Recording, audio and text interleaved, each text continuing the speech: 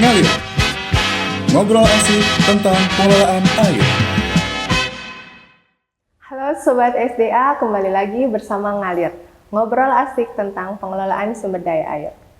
Pernah nggak sih Sobat SDA, ketika kita menyusuri sungai, waduk, dan kita melihat ada bangunan air di daerah irigasi, di sungai ataupun di bendungan lainnya?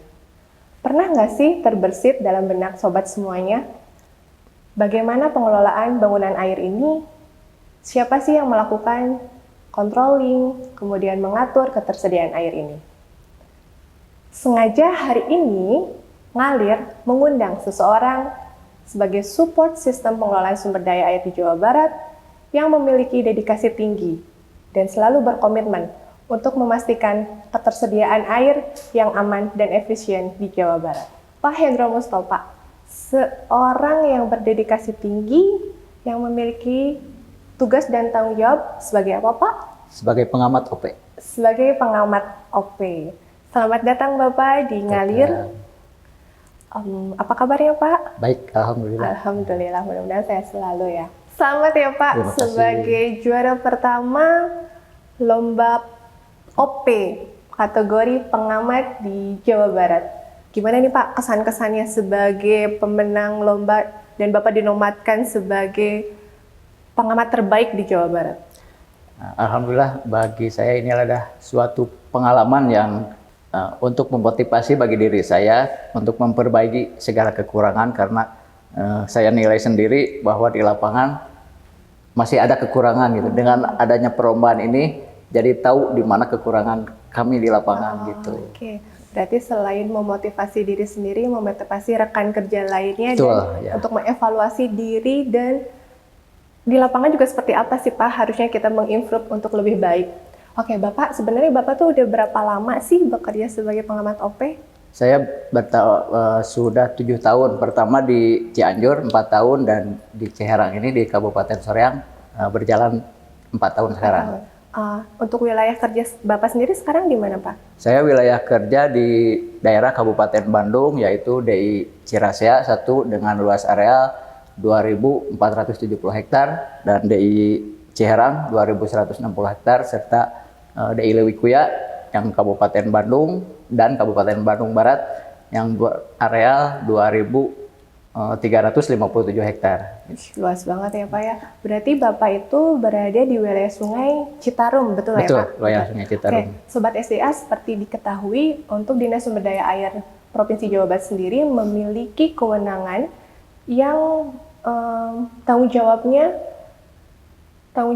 oleh unit pelaksana teknis daerah, di mana 6 wilayah sungainya yaitu Sungai Citarum, wilayah Sungai Citanduy, wilayah Sungai Ciliwung, kemudian wilayah Sungai Cimanuk, wilayah Sungai Ciwulan, dan Cisadea. Kembali lagi ke Pak Hendro.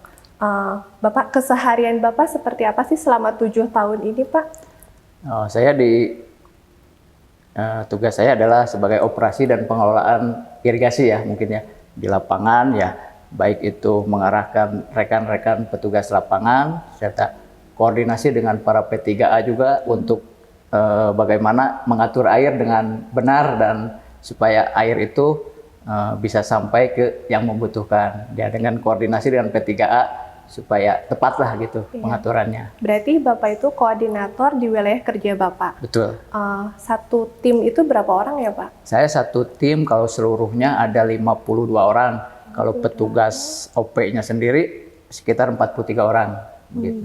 Nah, tadi Bapak mention P3A. Apa sih Sobat SDA P3A itu? P3A adalah petani pengguna air. Kelompok, P3A adalah perkumpulan petani pengguna air. Dan di atas P3A juga ada GP3A, yaitu gabungan dari pengguna air tersebut. Dan di atas GP3 ada lagi yaitu IP.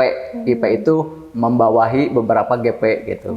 Nah, di bawah GP ada beberapa lagi P3A itunya gitu. GP apa Pak? GP itu gabungan. Gabungan perkumpulan pengguna air. Pengguna air. Oke, berarti tadi keseharian Bapak itu mengoperasikan dan melakukan pengelolaan untuk air itu tersedia bagi P3A itu sendiri. Apa sih Pak sebetulnya kesulitan dalam melaksanakan tugas Bapak sehari-hari ini? Kalau kesulitannya mungkin ada para petani yang apa istilahnya ya, bandel gitu ya, bandel tidak bisa diatur kalau di ini. Terus kadang kita tutup pintu, ya udah petugas tidak ada, ke pintu yang lainnya, kadang pintu itu sudah ditutup kembali gitu. Sudah dibuka lagi sama petugas, kadang ya gitulah kucing-kucingan gitu. Tapi yang paling mengganggu itu ya apa yang namanya tukang itik ya, disebutnya tukang itik ya, ngangon bebek gitu. Nah itu sangat mengganggu sekali karena kita tidak alokasikan air untuk mereka gitu. Kalaupun air kecil, mereka kadang suka nutup dengan sembarangan gitu, di bendung, dan akhirnya yang membutuhkan dihilir jadi tersendat gitu. Oke, berarti tadi ada sedikit konflik air di lapangan mungkin ya Pak ya. Nah, solusi dari timnya Bapak nih untuk mengatasi konflik ke petani kah, kemudian ke yang tadi peternak itik, seperti apa Pak di lapangan? Ya kalau saya sendiri sih suka berkoordinasi dengan P3A-nya itu sendiri, serta memerintahkan kepada para petugas untuk selalu inspeksi gitu, mengontrol ya saluran-saluran yang di mana konflik itu selalu ada gitu. Kalau sama P3A kita selalu berkoordinasi, dan alhamdulillah P3A sudah bisa kita atasi dengan pengaturannya dengan lebih baik lagi gitu. Berarti intinya komunikasi ya Pak. Betul, ya, komunikasi kita lah. Betul. Ya. Selain komunikasi mungkin monitoring tadi yang terus-menerus petugas itu menyusuri saluran-saluran yang ada di daerah wilayah kerja Bapak. Ya, betul. Selanjutnya nih Pak, pasti kan tadi ada kesulitan, ada juga dong rasa senangnya. Apa sih Pak rasa senangnya sebagai petugas di lapangan? Kalau rasa senang ya alhamdulillah ya, jadi banyak saudara gitu, ngobrol dengan para petani ya. Ya saudara, kalau kita lagi bekerja, misalkan lagi kerja bakti aja, ya makanan lah gitu ya dari masyarakat setempat gitu, kadang dari para petani ya ada yang ngasih inilah itulah, minum kopi apa segala macam itu. Ya, banyak saudara lah sukanya itu bagi saya. Jadi tambah guyup ya Pak. Ya, betul, gitu. Jadi itu memudahkan Bapak untuk berkomunikasi juga ya, dengan wilayah sekitarnya, bagaimana dalam pengatur air, ketersediaan air ini. Oke Pak, pastikan selama 7 tahun bekerja ini tidak lepas dong Bapak dari resiko-resiko kerja di lapangan. Risiko yang pernah Bapak alami atau yang terberat nih dari Bapak apa? Apa ya, mungkin bencana ya, bencana alam seperti misalkan kan bencana alam longsor atau jebolnya saluran, karena pernah saya alami pas waktu itu mau bulan puasa tahun kemarin, besoknya puasa, tadi subuh itu ada laporan ya, nerima telepon dari mantri, subuh-subuh, sudah malamnya sudah hujan besar. Saya udah prediksi bahwa itu bakal ada laporan bencana gitu ya. Betul. Dan ternyata betul ya. Begitu laporan bencana, saya langsung menuju ke lapangan, dan itu emang jebol, ada titik jebol yang ke masyarakat, sawahnya juga sudah yang waktu panen waktu itu udah mau panen lah. Kena imbasnya, itu kasihan juga sih para petani. Nah, dari situ kita langsung inspeksi dan menganalisa bagaimana untuk penanganannya gitu. Nah, itu apa namanya kita langsung kerjakan dengan teman-teman dan koordinasi dengan desa juga, dengan P3A, bahwa ini harus segera ditangani, karena kalau tidak ditangani otomatis air ke hilir kan tidak akan bisa mengalir gitu. Betul. Alhamdulillah meskipun bulan puasa itu dengan rekan-rekan ya, berat puasa harus ngangkatin batu, pasir gitu kan. Tapi dengan kerjasama dengan para petani dan masyarakat setempat, alhamdulillah kita masih diberi kesehatan dan alhamdulillah itu yang bencana alam itu bisa tertangani dengan cepat gitu. Ya. Terutama kuncinya dengan rasa ikhlas ya Pak ya. Ya gitu. Ikhlas di lapangan untuk membantu masyarakat yang terdampak dari bencana itu sendiri. Nah Pak, beberapa waktu kebelakang kan kita viral nih Jawa Barat dengan sampah yang menumpuk di badan air, tepatnya di Sungai Citarum, Jembatan BBS gitu ya. Bapak mungkin lebih paham itu karena wilayah sungai Bapak. Bisa diceritakan nggak Pak, sampah itu sudah berapa lama ada di genangan, bukan di genangan sih sebetulnya, ada di sungai itu. Kemudian penanganan dari wilayah kerja Bapak itu sendiri seperti apa? Nah, kalau di sampah itu sebetulnya kalau di bawah jembatan itu udah bertahun-tahun ya mungkin. Karena viral itu, ya makanya kita rembuk dan alhamdulillah kontribusi saya sebagai pengamat OP dan sebagai ya apa namanya petugas juga kami ikut melaksanakan pengangkatan sampah itu dengan turun ke lapangan dan kami juga mengutus rekan-rekan petugas lapangan secara bergilir gitu karena kami juga punya tupoksi sendiri itu yang harus dikerjakan gitu, nggak bisa ditinggalkan juga gitu. Karena itu bagian dari pemeliharaan di sungai mungkin ya Pak ya? Iya betul. Berarti sampah yang ada di jembatan itu sebetulnya bukan hanya pada saat kemarin viral kan Pak? Bukan, Sebelumnya betul. juga sudah Udah ada lama sekali sebetulnya itu, Cuman ya. karena mungkin diangkat di media sosial kemudian menjadi viral itu ya Pak ya. Dan betul. akhirnya semua lapisan masyarakat, stakeholder turun tangan bagaimana upaya untuk membersihkan sungai ini. Betul. Berarti Bapak udah mulai membersihkan dari kapan nih Pak? Dari hari Jumat seminggu yang lalu ya, berarti tanggal berapa ya? Udah Lupa seminggu lagi. yang lalu. Udah berapa banyak tuh Pak yang diangkut sampah dari sungai itu? Wah sudah banyak sekali, Banyak nggak sekali. terhitung berapa truk itu ya. Dan alhamdulillah progres sekarang sudah mulai bersih dan tinggal sedikit lagi. Kalau kemarin saya turun terakhir, tinggal sedikit lagi. Alhamdulillah dengan Citarum Harum bekerja keras ya, Citarum Harum sebetulnya. Nah, penanganannya alhamdulillah tinggal sedikit lagi mungkin. Kembali lagi Pak ke tupoksi Bapak sehari-hari yang dilakukan. Untuk selama ini kan Bapak pasti kan tupoksinya tadi mengoperasikan dan melakukan pemeliharaan di saluran-saluran.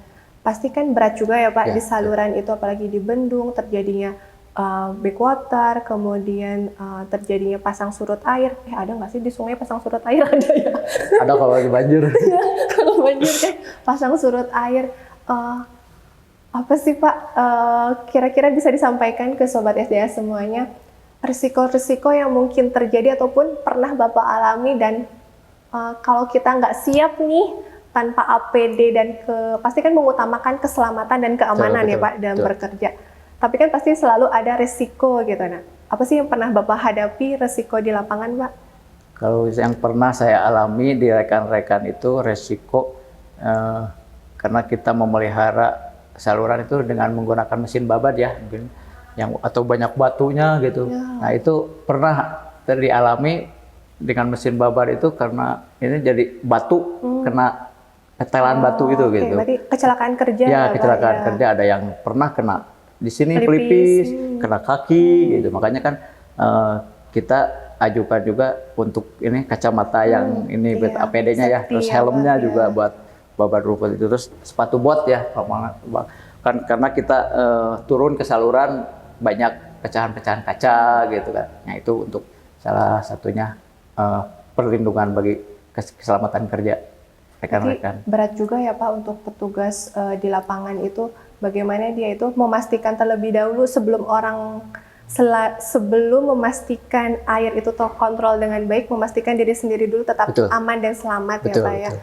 Tapi pernah nggak sih Pak ada suatu kejadian mungkin yang sampai ternyata limpasan air yang begitu besar tiba-tiba jadi korban jiwa gitu Pak?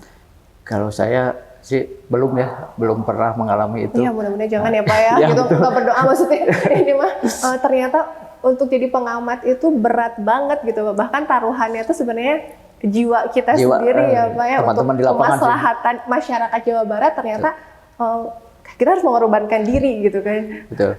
Ya, mungkin untuk di bendung ya seperti pengurasan bendung itu kan airnya deras sekali ya. Betul. Kita siapkan seperti tali gitu atau pelampung, disarankan ke rekan-rekan seperti itu. Berarti betul-betul standar operasional prosedurnya, protapnya harus benar-benar dijalani Betul, ya Pak ya, itu harus biar kita dijalani. itu tetap selamat dalam mengerjakan tugas kita. Betul. Oke Pak nih, setelah kita dari awal bagaimana tupoksi Bapak, keseharian Bapak, bagaimana Bapak nge-manage timnya dan mengelola wilayah kerja Bapak itu sendiri, sampai ada tantangan, kesulitan, walaupun pastinya ada kesenangan-kesenangan di lapangan seperti itu. Harapan Bapak seperti apa? Harapan saya ke depannya ya kepada para petani ya pengguna air khususnya untuk bisa menghargai para petugas lah dalam pengaturan air, jangan seenaknya menutup buka pintu gitu, supaya air yang ada bisa dimanfaatkan tepat sasaran gitu, biar tidak ada konflik di masyarakat, karena untuk kepentingan mereka juga. Pesan saya kepada seluruh masyarakat, terutama lapisan masyarakat lah, baik di desa maupun di kota, jangan membuang sampah ke sungai dan saluran, karena itu akan mengakibatkan bencana alam. Karena air adalah air adalah sumber kehidupan bagi kita semua. Mungkin itu dari saya. Pesan saya. Sekali yang disampaikan oleh Pak Hendro barusan, bahwa dalam merawat infrastruktur air di Jawa Barat itu bukan hanya tugas dari Pak Hendro, tapi juga tugas kita semua sebagai masyarakat Jawa Barat. Pejuang saluran adalah ujung tombak daripada kehidupan masyarakat di Jawa Barat pada khususnya. Terima kasih untuk semua pejuang saluran yang ada di Jawa Barat, yang selalu memastikan air tersedia untuk kehidupan yang lebih baik, untuk masa kini dan masa yang akan datang. Terima kasih Pak Hendro atas kesediaannya di sela-sela kesibukannya untuk hadir di acara Ngalir ini. Saya Hana Listi undur diri, sampai jumpa di acara Ngalir selanjutnya. Pak, kita dadah-dadah Pak.